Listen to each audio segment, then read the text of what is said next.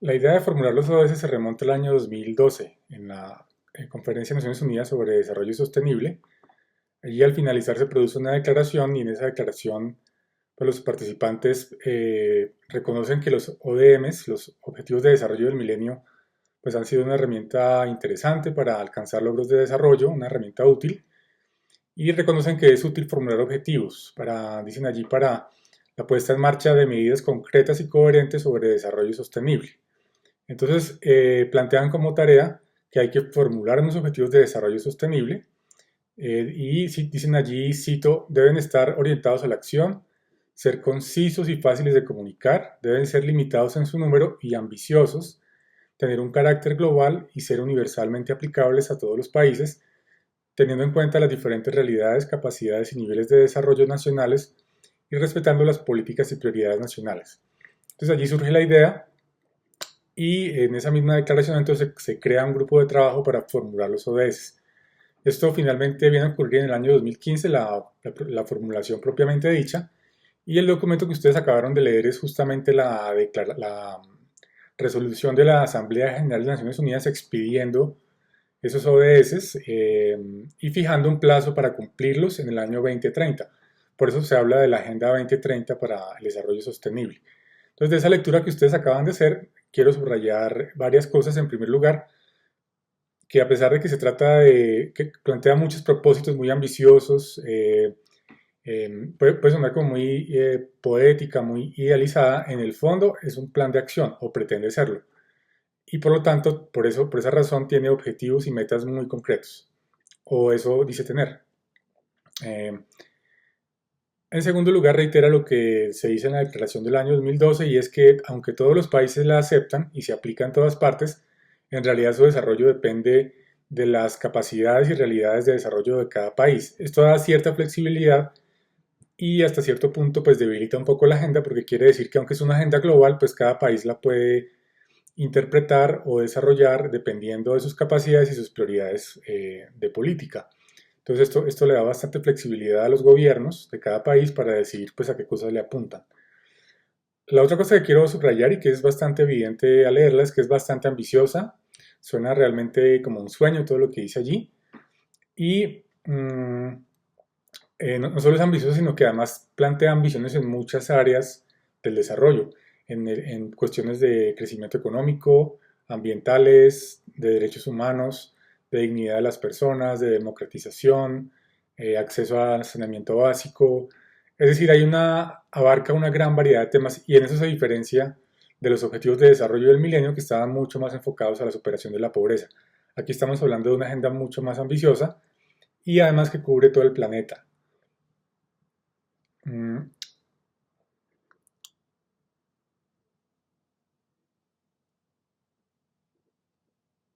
Bien, y adicionalmente, para desarrollar un poquito más esta idea que acabo de plantear, es interesante compararlos con más detalle con los ODMs, porque si ustedes se dan cuenta, el documento pues cita varias veces los ODMs como algo que fue interesante en el sentido de que orienta la acción de los gobiernos y de las agencias y plantea unas metas muy concretas, pero que no se pudo desarrollar del todo.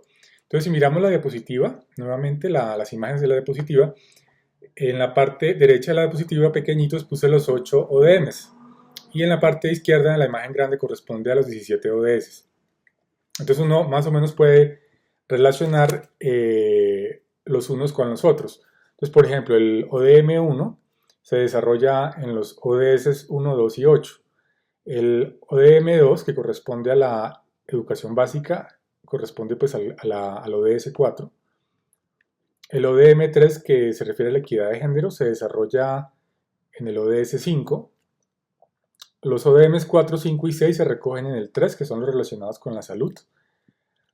Hay uno que es el 7, que aparece en verdecito allá abajo, que se desarrolla al menos en 5 ODS, que son el 6, el 12, el 13, el 14 y el 15.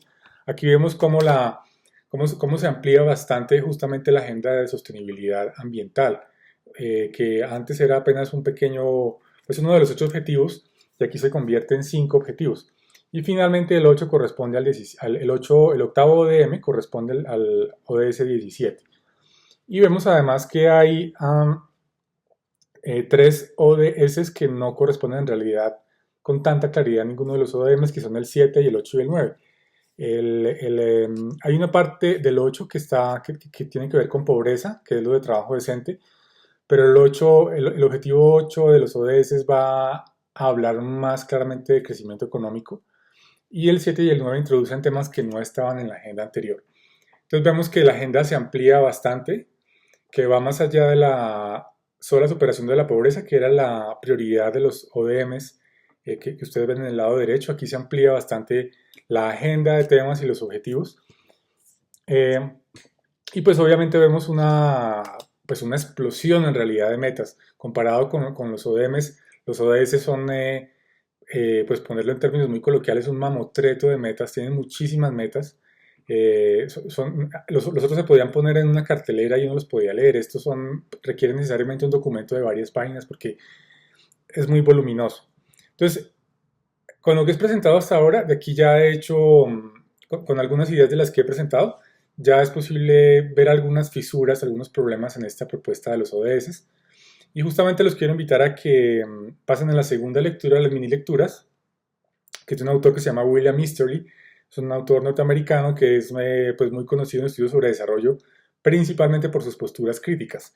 Es un autor que vamos a ver en el tercer módulo nuevamente, pero en este artículo que sinteticé en las mini lecturas, él enfatiza justamente en por qué no cree que los ODS son realmente un camino al desarrollo, y apunta a varios de los problemas que ya alcanzamos a vislumbrar acá, como la tremenda dispersión, eh, y el hecho de que algunas metas e indicadores son menos concretas de lo que parecen. Es decir, aunque parecen metas muy concretas, en realidad no conducen a cambios reales. Entonces los invito a leer la lectura de Easterly, y cuando terminen continuamos con el video.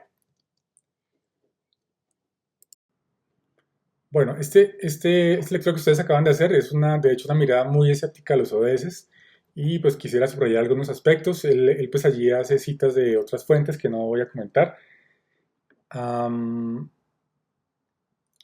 Entonces, para empezar, subraya algo que ya mencionamos hace un momento, y es el hecho de que, a pesar de que son globales, universales, deben aplicarse en todas partes, pues en el fondo son voluntarios y dependen de cada gobierno. Cada gobierno es el que prioriza, pues, de esa agenda, qué metas adopta y cómo las desarrolla. Entonces da bastante flexibilidad, y eso pues debilita un poco pues qué tan fuerte es el marco. Por supuesto, pues es un documento de Naciones Unidas, y Naciones Unidas no puede imponerle nada pues a ningún gobierno, pero sin duda pues es una debilidad. Hay un segundo aspecto que él menciona allí, y tiene que ver con debates que hemos tenido o que mencionamos en la clase anterior y que vamos a ver de nuevo en esta clase, y es sobre exactamente a qué se refiere sostenibilidad. Entonces en este documento se habla de sostenibilidad por muchas partes, pero en realidad no es tan claro exactamente a qué se refiere. Otro punto flaco que han señalado varios autores fue algo algo muy desafortunado, y es que justo después de que se publicaron los ODS, el Banco Mundial subió la línea de pobreza global de $1,25 a 1,90. Entonces automáticamente la meta quedó desactualizada. Algunos autores, incluyendo Easterly, consideran que en realidad esto fue, digamos, en la formulación de los ODS se previó así, porque se pensó que una meta de 1,90 era realmente inalcanzable. Entonces se prefirió dejar una meta más baja, sobre la base de que era más viable, incluso sabiendo que era una meta que realmente no refleja lo que es ser pobre en el planeta hoy. Y esto, como digo, pues no es porque lo diga eh, pues ninguna agencia muy crítica, sino es el propio Banco Mundial, que es el que calcula la línea de pobreza, los que poco después de la publicación de los ODS dijeron, pues no es 1,25, es 1,90. Y pues muchos autores incluso piensan que 1,90 incluso es muy bajito. Bien, hay otros problemas que se mencionan en la lectura, como el hecho de que no es muy claro quién va a financiar toda la agenda. O sea, son 169 indicadores, hay muchísimas cosas para hacer, y no es muy claro quién va a pagar por todo eso. Comparados con los ODMs, de nuevo, este autor menciona algo que dijimos hace un segundo, y es son mucho menos concretos y mucho menos tangibles. Los ODMs tenían la ventaja de ser un número muy limitado y con metas muy claras. Con los ODS pasa que hay algunas secciones de los ODS que, si usted las lee, los indicadores son bastante nebulosos. No se sabe muy bien qué es lo que se le está pidiendo a los países, o lo que se les pide son cosas un poco simbólicas, como por ejemplo formular una política. para resolver un problema, pero pues una política en el fondo es un documento. Formular un documento no resuelve nada. Entonces, si se trata de metas e indicadores, lo ideal sería realmente poner una meta de resolver un problema, no poner como meta que haya un documento que diga que se resolverá algún día del futuro. Bueno, en realidad, Easterly, la crítica más profunda que le hace es una que tiene que ver con su punto de vista general sobre el desarrollo, y es que él es muy crítico de las posturas que ven a los países del norte, los países, o los de Occidente también, como los que pueden resolver los problemas del desarrollo. Esta idea de que son las Naciones Unidas, las agencias de desarrollo las que van a resolver los problemas de los países más pobres. Y él siempre ha planteado que eso es pues, una mentira y es algo publicitario puramente, y que en el fondo lo que hay que hacer es que la gente del sur, la gente de los países más pobres y de ingreso mediano, salga por ella misma adelante y que se den las herramientas para salir adelante. Entonces, por eso hacia el final del artículo, él subraya mucho esta idea de la autodeterminación, porque él considera que esa es la clave. La clave no es que del norte alguien vaya a llevarle a la gente acueductos y escuelas y salud y vacunas, sino que la gente misma, la gente que está en problemas, pueda decidir para dónde ir y pueda encontrar los caminos para hacerlo. Entonces, él considera que la salida es la autodeterminación y usa allí una frase que cita del Papa, que es la idea de que la gente pobre, la gente que está en más problemas en el planeta, sea agente de su propio destino.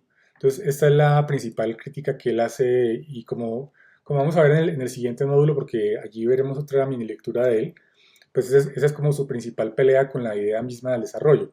La idea de que a veces pone la agencia o la responsabilidad del desarrollo no en la gente que sufre los problemas del desarrollo, sino en otras personas que normalmente son europeos o norteamericanos o australianos. Entonces pone la agencia donde a juicio de él no es.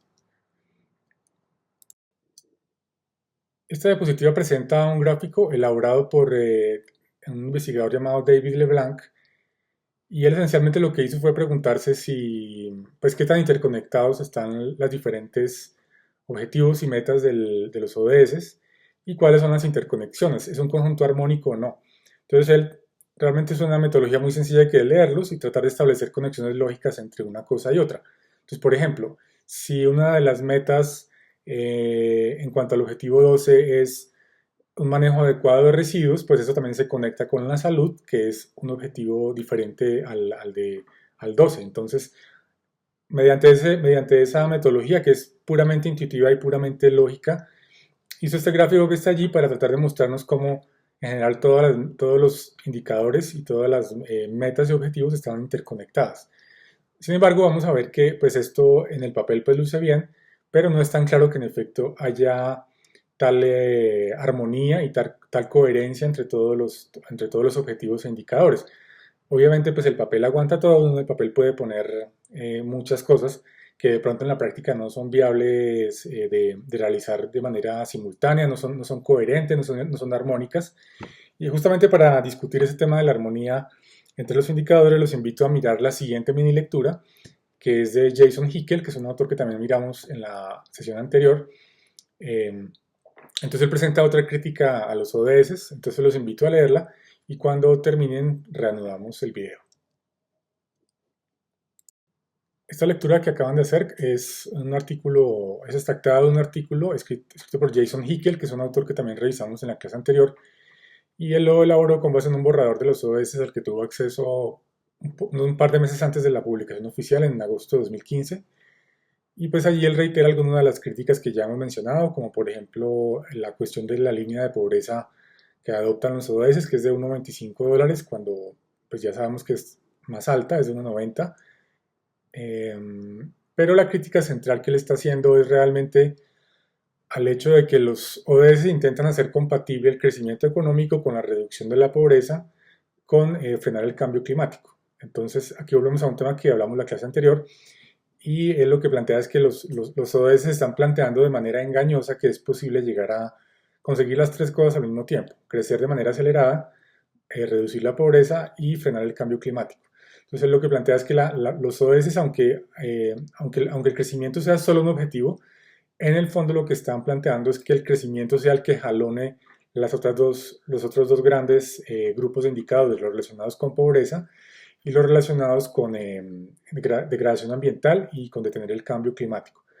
Entonces allí nos plantea pues que realmente esta combinación de objetivos no es tan armónica como nos parecía inicialmente o como creía el autor que vimos en la diapositiva anterior, que él veía como una armonía entre todo.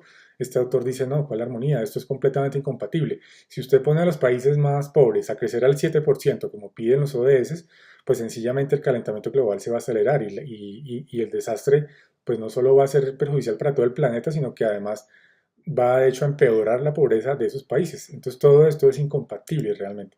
Esto lo lleva entonces a hacer una afirmación radical, que es que los ODS no solo son inadecuados, sino son peligrosos y bloquean la agenda de desarrollo global durante los próximos 15 años en torno a un modelo económico fallido que requiere cambios estructurales urgentes y profundos. Entonces, notemos aquí una cosa importante y es que esos autores críticos no es que se opongan al desarrollo, no es que crean que está bien que la gente viva en pobreza, no es que crean que está bien que el ambiente se deteriore. Lo que están planteando es que este no es el camino, que hay que buscar un camino diferente, que este camino nos lleva por una senda que, aunque parece compatible, como le pareció el autor que vimos ahorita, porque al leerlo suena como todo muy coherente, muy consistente, en el fondo no son consistentes, en el fondo hay contradicciones muy profundas eh, que hacen que sea por eso un documento que se llama peligroso.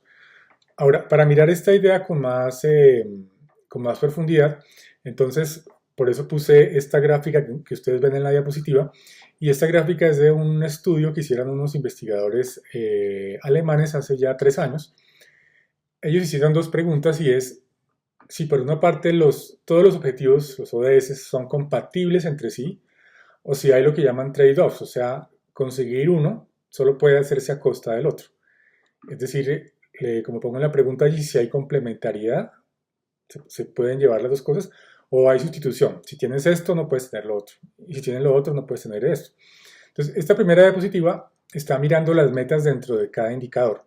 Entonces, en esta diapositiva los autores están preguntándose, si miramos cada indicador independiente de los otros y miramos los indicadores dentro de cada objetivo, sí, dentro de cada objetivo, ¿qué tan coherentes son esas metas dentro de cada objetivo? Entonces, en esa gráfica que ustedes ven unas barritas que tienen colores naranja, beige y verde, ¿verdad? Entonces, los colores significan básicamente, el color verde implica que en ese objetivo los indicadores son coherentes. El color naranja, que hay incoherencia, es decir, hay sustitución. Si consigues una cosa, no consigues la otra. Y el beige hay algo como intermedio, digamos, ¿no? No es tan claro que una cosa lleve a la otra. ¿Cómo hicieron ellos para calcular estos valores? Pues sencillamente lo que hicieron fue mirar estadísticas nacionales de los últimos 10 o 15 años para ver en qué medida realmente el progreso en cada indicador de los que están los ODS iba de la mano con cada uno de los otros indicadores. Es decir, que estos gráficos están basados en datos empíricos, no son como en el gráfico anterior que vimos de Leblanc, algo hecho un poco como a ver si esto me suena lógico, sino que está basado en datos, en estadísticas de los países. Ustedes ven que al lado de las barritas verdes y naranjas hay unas bolitas de color gris. El tamaño de las barritas, de los círculos, lo que nos dice es qué tantos países estuvieron en cuenta. O sea que entre más grande el circulito gris, quiere decir que es más representativo y más confiable ese dato. Ahora, lo que me interesa subrayar de acá es justamente cuáles son los objetivos que parecen ser digamos, cuyas metas internas son menos consistentes. Entonces, si ustedes se dan cuenta, serían el 9, el 8, el 7 principalmente. Entonces, eso lo que quiere decir es que si uno mira esos objetivos de desarrollo sostenible y mira los indicadores, entonces va a encontrar incoherencias. Entonces, ellos en el artículo nos enfatizan justamente incoherencias, por ejemplo, en aspectos como los siguientes. Nos dicen que en general los objetivos que son menos internamente coherentes son el 7, que es el referente a energía, el 8, que se refiere a crecimiento económico y trabajo decente, el 9, que es industrialización, y el 15, que se refiere al uso del suelo. Y nos dan un ejemplo muy sencillo para ilustrar de qué están hablando. Entonces nos dicen lo que observamos, por ejemplo, es que dentro del 7 hay objetivos como ampliar la cobertura de la red eléctrica y simultáneamente ampliar el uso de energías renovables. Entonces, ¿qué quiere decir esto? Que lo que ellos han observado es que cuando un país hace una cosa no consigue la otra y viceversa, ¿sí? No es que no se pueda, es que al mirarlo empíricamente con los datos, lo que se observa es que no es improbable. Entonces lo que están diciendo es, ojo, porque hay unos objetivos que tienen indicadores que son incompatibles. Ahora, si ustedes quieren mirar esto con más detalle, podrían irse al documento de la Agenda 2030, que era la lectura que estaba asignada para hoy, y podrían mirar, por ejemplo, esos objetivos a qué pueden estar refiriéndose. Entonces ahí uno se da una pista de dónde pueden estar las inconsistencias. Entonces, por ejemplo, el objetivo 8 nos habla de que el primer indicador es de hecho que aumente el crecimiento anual del PIB per cápita, o sea, hay que crecer más, ¿cierto? Pero simultáneamente nos pide reducir la huella ambiental. Ese objetivo tiene metas de reducción de la huella ambiental, ¿cierto? Y de reducción de, de trabajo infantil, por ejemplo. Entonces, lo que esto nos estaría diciendo es que, aunque idealmente sería bueno alcanzar ambas cosas, en la práctica esto tal vez no es viable. Los países que hacen una cosa normalmente no hacen la otra. Lo mismo pasa con el indicador 9. Entonces, el indicador 9, por ejemplo, que es el indicador de perdón, el objetivo 9, que es de industrialización, eh, entonces vemos un conjunto de metas y lo que nos dicen ellos es, ojo, porque esas metas, aunque suenan muy bien en el papel, en la práctica no es tan fácil lograrlas todas al tiempo. Entonces, ese es básicamente el llamado de atención que nos hacen con esta tabla.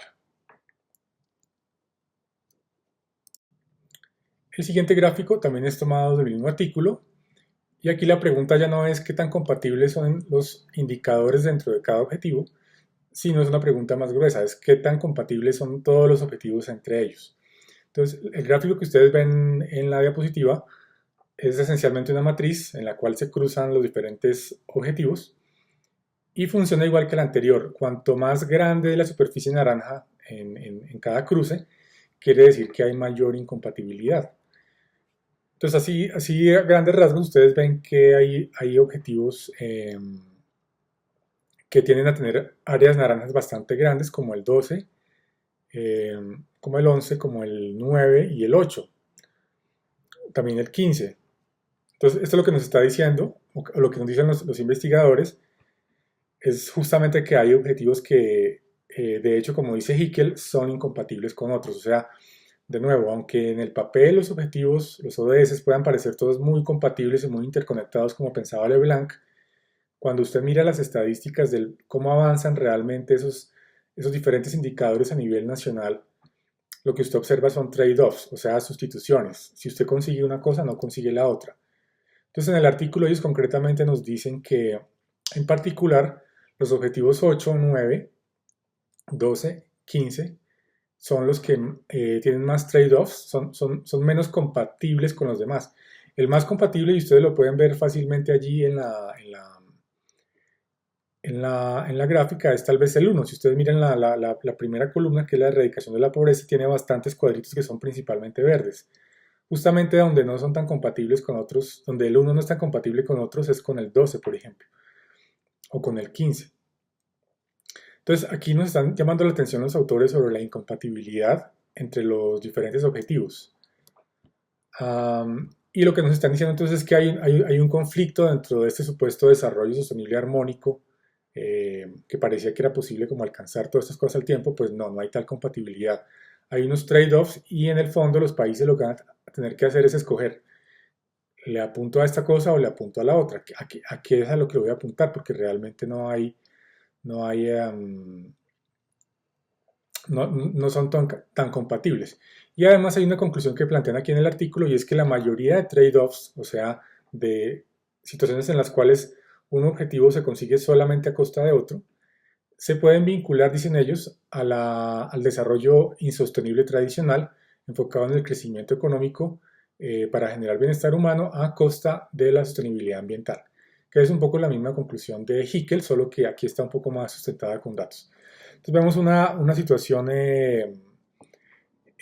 o una crítica más compleja, y es que realmente los ODS, a pesar de que prometen un conjunto que a primera vista parece armónico de objetivos, pues realmente no son tan armónicos, y en el fondo, si recuerdan que hablamos hace un momento de cómo los países pueden escoger qué cosas priorizan y cuáles no, pues es posible que los países terminen dejando de lado aquellos, algunos de los objetivos. Y pues obviamente ustedes se podrán imaginar que pues entre crecimiento y protección ambiental a veces los países prefieren apostar al crecimiento porque es lo que más genera por un lado empleo y por otro lado genera más recaudo tributario y más inversiones, es algo más atractivo para los gobernantes. Las políticas en cambio ambientales no son a veces tan em, acogidas o queridas por la población. Finalmente, esta diapositiva se refiere a otro aspecto crítico de los ODS, y aquí he tomado como fuente un artículo de Spagenberg, que es un autor que también revisamos en la clase anterior. Entonces, este autor tiene principalmente dos críticas. La primera tiene que ver con quién o quiénes son los dolientes de los ODS, es decir, cuando digo dolientes me refiero a quién responde por alcanzarlos. Y el argumento de él es que la responsabilidad está muy diluida en el documento de los ODS. No es tan claro a quién le corresponde hacer las cosas. Y en realidad, aunque el documento de la Agenda 2030 plantea que los ODS son una agenda global, universal, que es para que todos los países la implementen, en el fondo lo que hace es, pues en primer lugar le da la responsabilidad a los estados, pero les da la opción de escoger qué indicadores y qué objetivos priorizan.